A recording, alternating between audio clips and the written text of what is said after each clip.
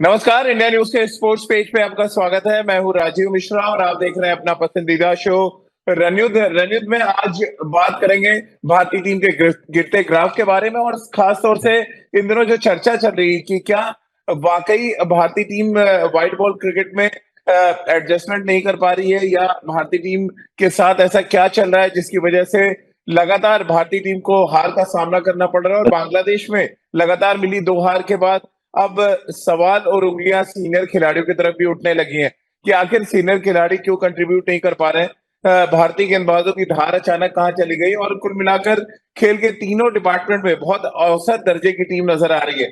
और ऐसे में जो परेशानी है वो परेशानी कप्तान के लिए बड़ी है, वो परेशानी कोच के लिए बड़ी है और परेशानी बीसीसीआई के लिए भी बड़ी है। अब जो खबरें निकल कर आ रही है कि बीसीसीआई इस दौरे के बाद एक मीटिंग करना चाहती है, कप्तान, कोच और साथ में विराट कोहली को भी इस मीटिंग में रखने की बात की जा रही है। आखिर ये पूरा मसला क्या है, आज इसी पर बातचीत करेंगे कि इन सीनियर खिलाड़ियों को तलब क्यों किया गया है, जिसमें वीवीएस लक्ष्मण का नाम भी है कि उनको भी इस मीटिंग में रखा जाएगा।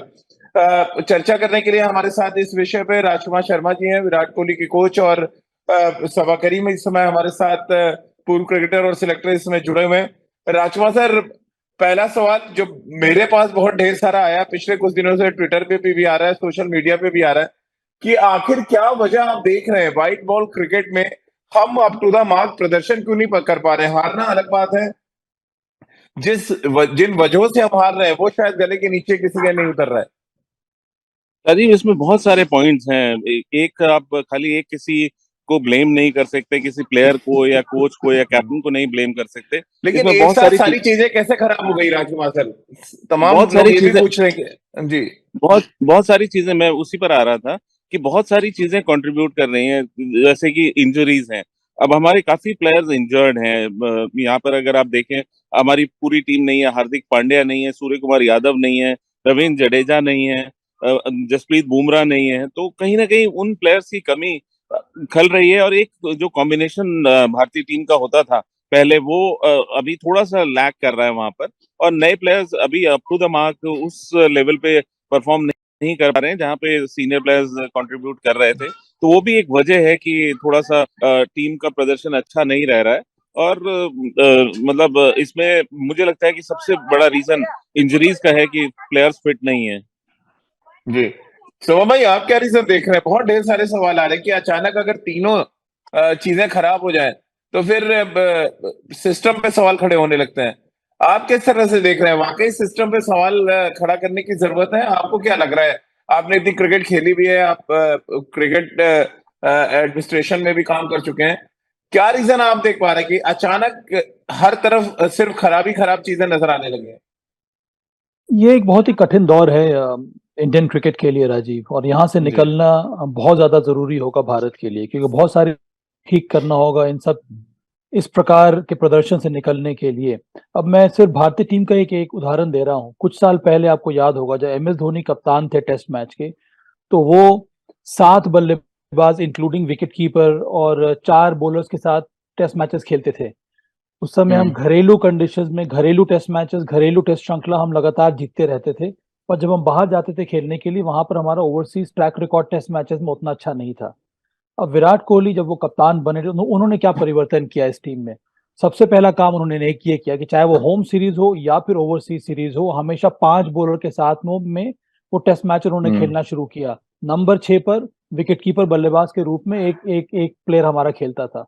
उससे देखिए कितना ज्यादा परिवर्तन हमारे ट्रैक रिकॉर्ड में देखने को मिला। ओवरसीज कंडीशंस में, टफ कंडीशंस में, चाहे वो ऑस्ट्रेलिया हो, चाहे वो दक्षिण अफ्रीका हो, चाहे वो इंग्लैंड हो, भले हम टेस्ट मैचेस, टेस्ट श्रृंखला ना जीत पाए। ऑस्ट्रेलिया में हम लोगों ने टेस्ट श्रृंखला भी जीती, पर कम से कम हमारा जो ओवरसीज टेस्ट मैच खेलने का जो जो जो जो रिकॉर्ड है वो काफी ज्यादा इंप्रूव हुआ।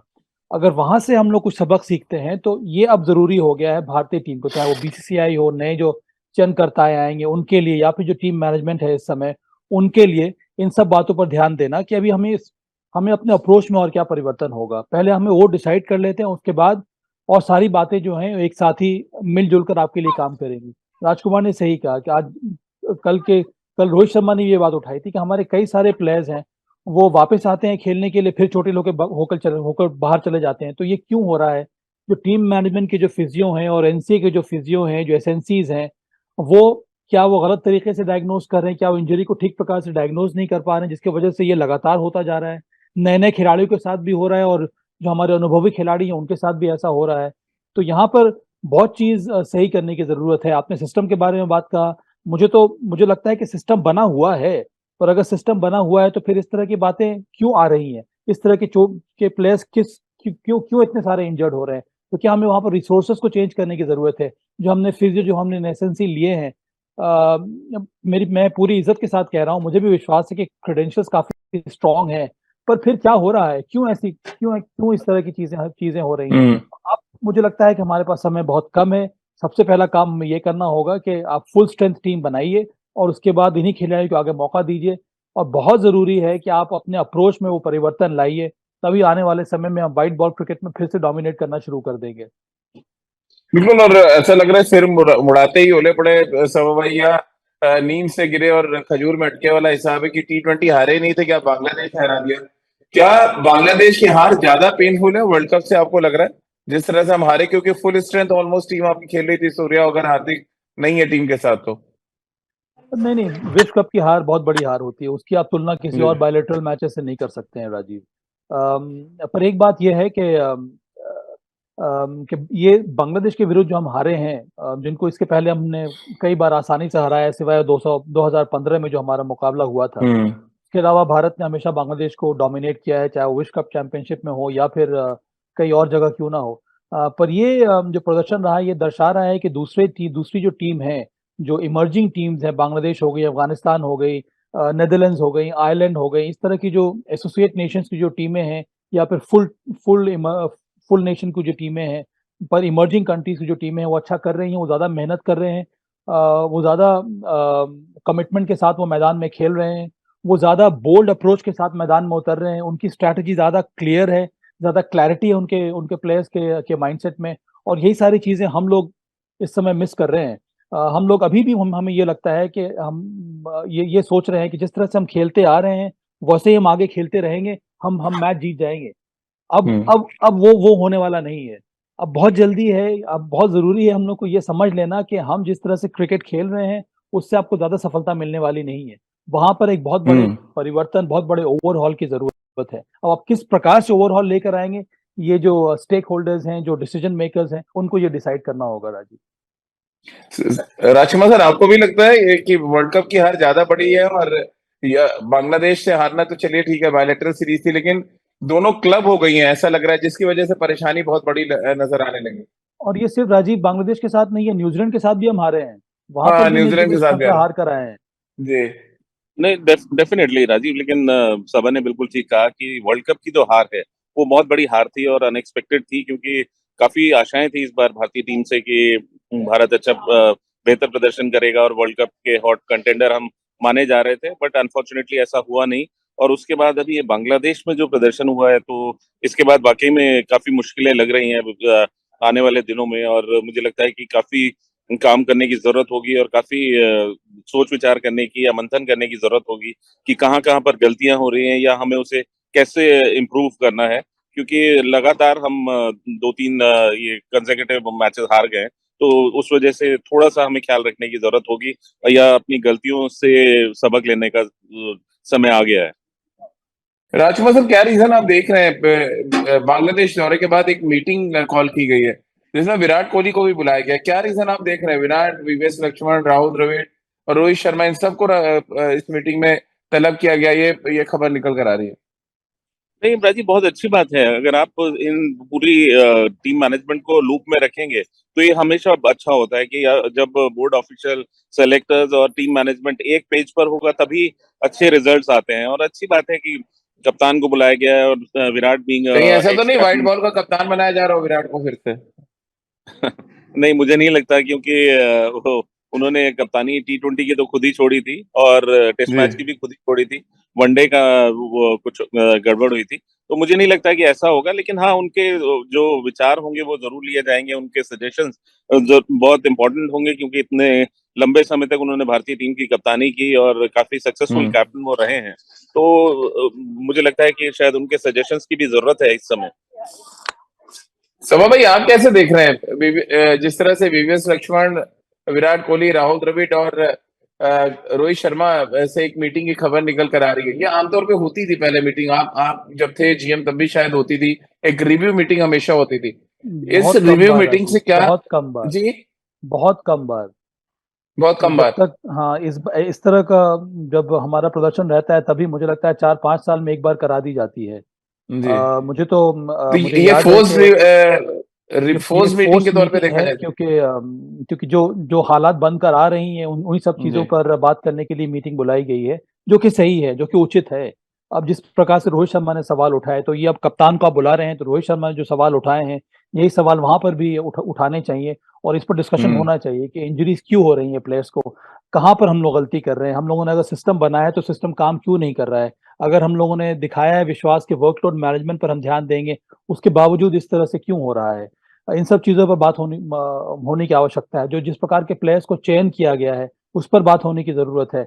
कंटिन्यूटी क्यों नहीं नज़र आ रही है हमें सिलेक्शन में?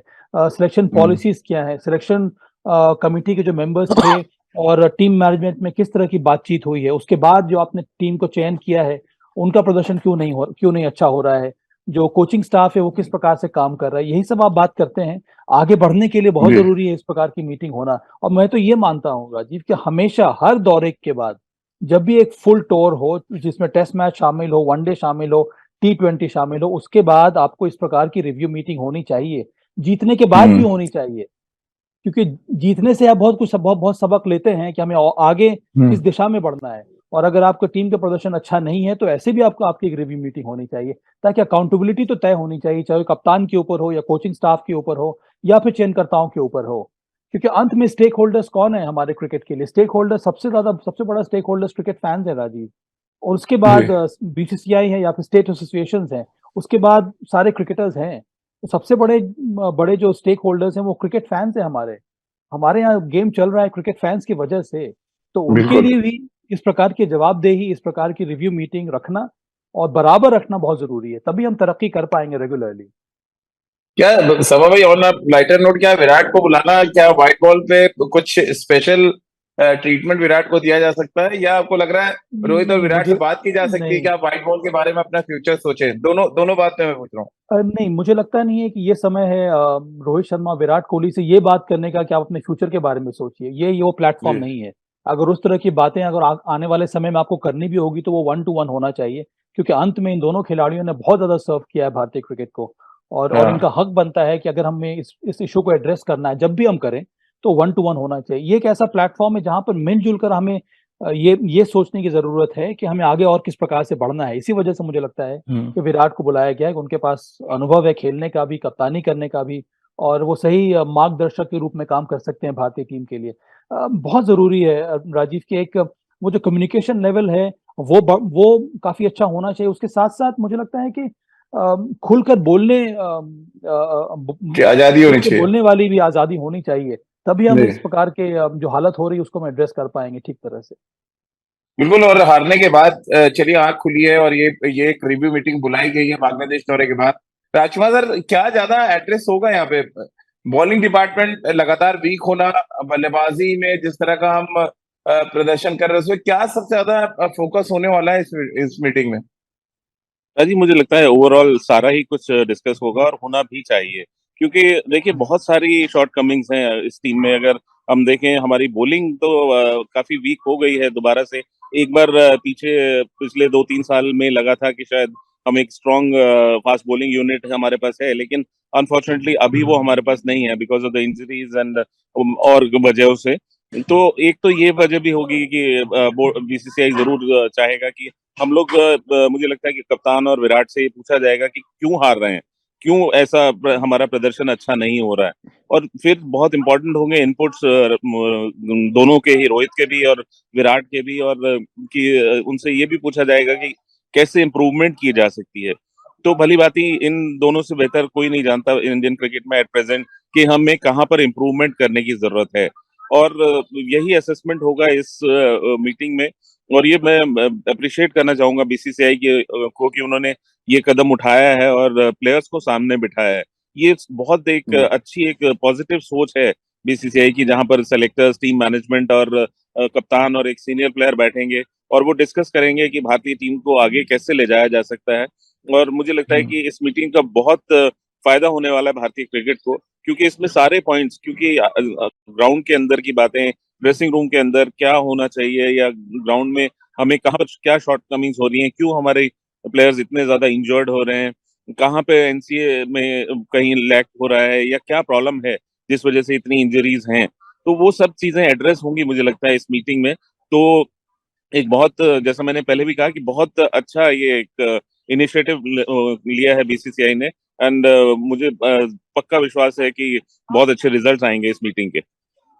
राजीव, मुझे ये भी सभा लगता भाई है जो जी मुझे ये भी लगता है कि इस प्रकार की मीटिंग में आप चलिए, अच्छी बात है कि आप खिलाड़ियों को बुला रहे हैं, टीम मैनेजमेंट को बुला रहे हैं, पर कई बार इस प्रकार की मीटिंग के लिए बहुत ज़रूरी है कि एक बाहर की जो आवाज़ होती है वो बोलने वाला भी कोई कोई चाहिए आपको। हाँ तो हाँ मुझे उम्मीद यही है कि बीसीसीआई की तरफ से कोई ऐसा हो जो एक तरह से शीशा दिखाए टीम मैनेजमेंट को। और यहाँ पर मैं किसी को दोष देना नहीं चाहता हूँ। कई बार ये होता है कि आप खेलते-खेलते उस बबल में आ जाते हैं कि आपको बाहर से अपनी टीम का प्रदर्शन किस तरह से हो रहा है, इसका आकलन करना बहुत कठिन हो जाता है। आप बहुत ज़्यादा कंज़्यूम हो जाते हैं टीम को मैनेज करने के स्किल में, और फिर आप छोटी-छोटी चीज़ों को दुरुस्त करने के चक्कर में लग जाते हैं। अब बड़ी पिक्चर जो है उसको हम देख नहीं पाते हैं। इसके लिए बहुत ज़रूरी है कि बाहर से कोई कोई ऐसा हो ये बोलने वाला कि भाई हमें ये लग रहा है कि आप इस प्रकार की गलतियाँ कर रहे हैं, और अब आने वाले समय में ये अप्रोच आपके लिए दुरुस्त रहेगा। और मुझे लगता है कि ये जो मीटिंग है यहाँ पर बीसीसीआई के जो ऑफिशियल्स हैं उनका काम यही होना चाहिए कि जो वो इस टीम को एक तस्वीर दिखाएँ कि देखिए, ये हम लोगों ने आपकी टीम के प्रदर्शन को एनालाइज़ किया है, आकलन किया है, विश्लेषण किया, उसके बाद ये तस्वीर निकल कर आ रही है कि इस तरह की गलतियाँ हो रही हैं। अब इसको दूर करने के लिए हमें जिस प्रकार का प्रदर्शन बाहर दूसरी टीमें कर रही हैं, जो डिमांड्स हैं अंतर्राष्ट्रीय क्रिकेट को, वहाँ तक पहुँचने के लिए आपको इस तरह के चेंजेस करने पड़ेंगे। क्या है सभा भाई, जो सबसे इम्पोर्टेंट सवाल है इस समय कि जो जनवरी में खबरें निकल कर आई कि व्हाइट बॉल के कोच और कप्तान अलग किए जाएंगे, क्या इस रिव्यू मीटिंग में संकेत दिया जा सकता है रोहित और राहुल द्रविड़ को, या उनसे बात की जा सकती है कि हम एक ऐसा प्लान कर रहे हैं जो इन इन फ्यूचर हम इसको इम्प्लीमेंट करेंगे? क्या ये एक इम्पोर्टेंट दौर है ये दिसंबर का महीना इंडियन क्रिकेट के लिए? देखिए, ये इम्पोर्टेंट तो ज़रूर है, पर ये मुझे लगता है कि अगर आपने रिव्यू मीटिंग जो हम बात कर रहे हैं जिसके बारे में राजीव, वो एक अलग प्रकार की मीटिंग होती है। यहाँ पर एनालाइज़ ये करना होता है कि हमने गलतियाँ की हैं, क्या की हैं, और हमें आगे आगे बढ़ना किस प्रकार से है। अब आने वाले समय में बीसीसीआई और चयनकर्ता मिलके किस प्रकार का निर्णय लेते हैं व्हाइट बॉल क्रिकेट में, टीम मैनेजमेंट के बारे में, कोचिंग स्टाफ के बारे में, कप्तान के बारे में, ये मुझे लगता है इंटरनल डिस्कशन होना चाहिए चयनकर्ताओं और जो बीसीसीआई के अध्यक्ष हैं, बीसीसीआई के जो ऑफिस बेयरर्स हैं, उनके उनके बीच में, तब तब मुझे लगता है कि बात ज़्यादा ज़्यादा सही सही होगी, क्योंकि सभी चीज़ों के बारे में आप एक साथ मिलकर बात करेंगे तो आपको सही जो पिक्चर वो सामने आती नहीं है। तो आईना रखने की बात कर रहे हैं सवा भाई, राजकुमार सर, यहाँ आईना रखेगा कौन? लेकिन प्रॉब्लम ये है, सारे इतने बड़े कद के खिलाड़ी आप बुला रहे हैं, राहुल द्रविड़, वीरेंद्र सहवाग, रोहित शर्मा, विराट कोहली, इनको आईना दिखाने वाला कौन होगा बीसीसीआई में फिर? राजीव, मुझे लगता है कि आईना दिखाने से ज्यादा इनके इनपुट्स लिए जाएंगे कि क्या इनपुट्स है, क्यों हम नहीं, कैसे जब तक इम्प्रूव कर। गलतियां नहीं बताएंगे इनपुट कैसे लेंगे? आप गलतियां तो बतानी नहीं, पड़ेगी, आप क्या कुछ कर रहे हैं। गलतियां तो ये खुद बताएंगे ना अपने आप की। भाई अच्छा। हम यहाँ पे लैग कर रहे हैं, हमारी बॉलिंग वीक है, या हमें रिहैब हमारा ठीक से नहीं हो रहा है, या इंजरीज इतनी ज्यादा हो रही हैं, या वॉटेवर जो भी वहां पर कारण होंगे, तो इसीलिए इनको बुलाया गया है कि ये प्लेयर्स बता सकते हैं कि हमें ये प्रॉब्लम्स हैं, और इस वजह से टीम का प्रदर्शन अच्छा नहीं हो रहा है, या हम ज्यादा क्रिकेट खेल रहे हैं, या हमारे शेड्यूल्स बहुत टाइट हैं। बहुत सारी चीजें हैं राजीव, बहुत सारा ऐसा भी हो सकता है कि फटीग हो। आपने देखा होगा लेटली काफी भारतीय प्लेयर्स रेस्ट की डिमांड कर रहे हैं, रेस्ट कर भी रहे हैं।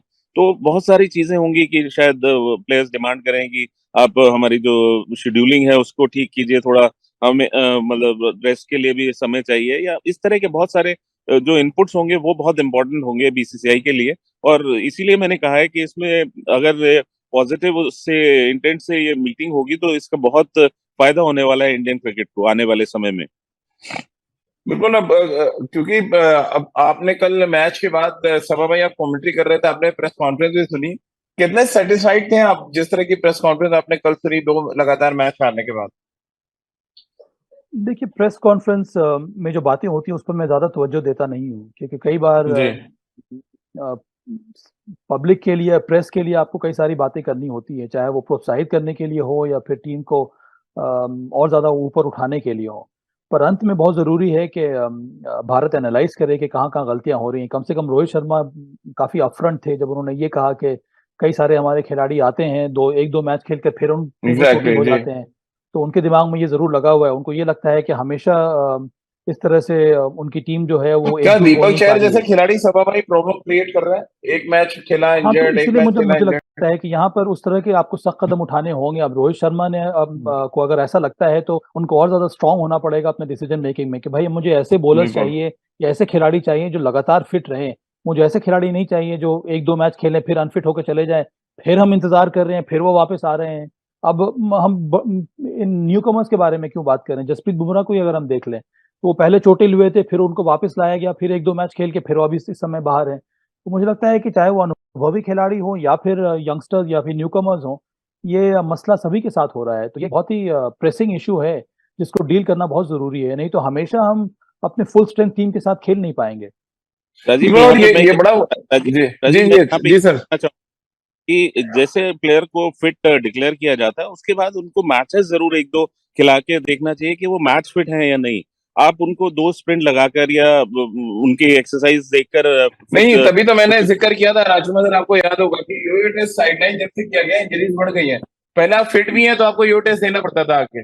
वो डेफिनेट नदारद है। जी।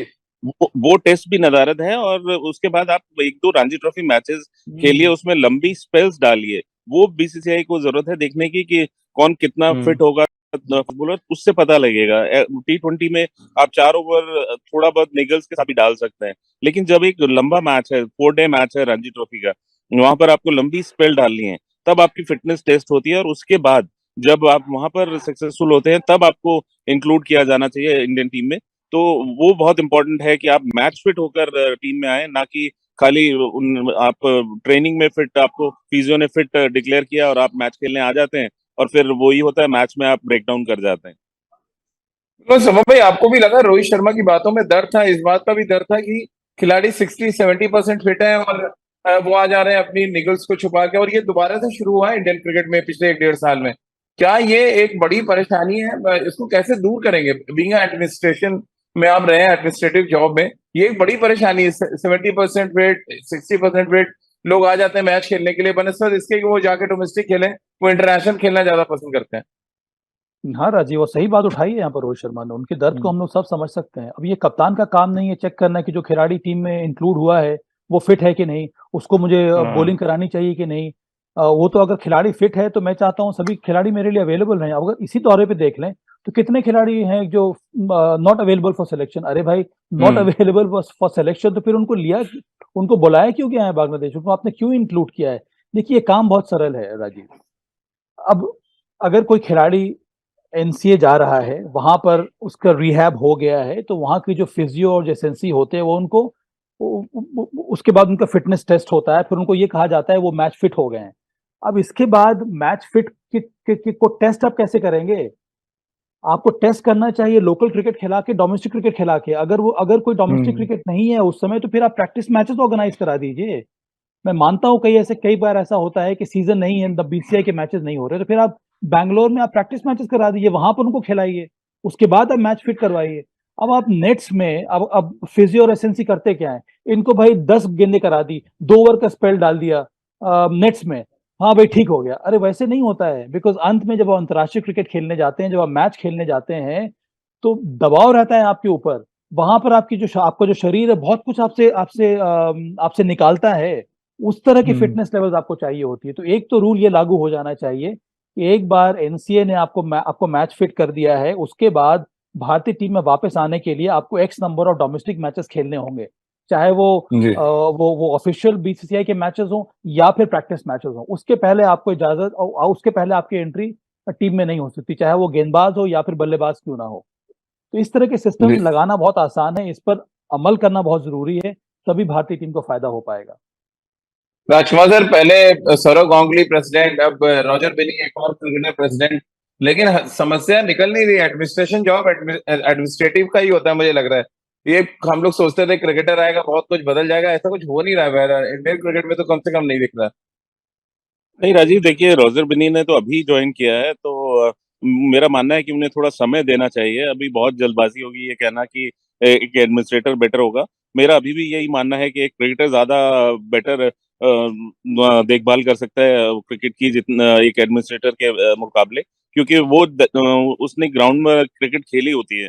उसे पता होता है कि क्या क्या नेसेसिटीज हैं, क्या क्या प्रॉब्लम्स होती हैं क्रिकेटर्स को, या क्या क्या फैसिलिटीज चाहिए। तो मुझे लगता है कि अभी जल्दबाजी होगी ये कहना कि रोजर बिन्नी के टाइम में कुछ नहीं हो रहा है। अब हमें उन्हें समय देना चाहिए, उन्होंने अभी ज्वाइन किया है, एंड आई होप कि he will do wonders for Indian cricket. बिल्कुल, हम सब भी उम्मीद कर रहे हैं कि जो आईना दिखाने की बात सभा में की, वो रॉजर बिनी इस मीटिंग में हो एज अ बीसीसीआई प्रेसिडेंट, जो रिव्यू मीटिंग है।